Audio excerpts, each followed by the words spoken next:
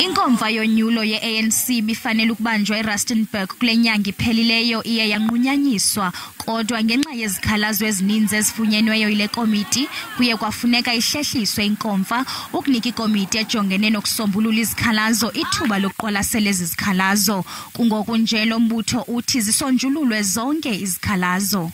The Provincial Dispute Resolution Committee has concluded all its processes and has ordered that there must be 32 reruns of the 112 disputes which were lodged with the said committee. iANC ithi le nkomfa izakubanjwa ngomhla we-12 yokutsho ngomhla we-14 kule nyanga izayo.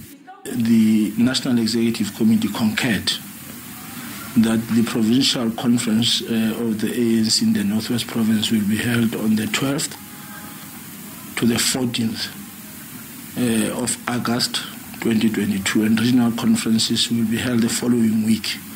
Amanye amalungu e-ANC kwingingqi yeGetleng Rivier eCoster asamkele sisibhengezo. It should have been convened a long time ago, but we are ready as the branches. We are happy with the candidates.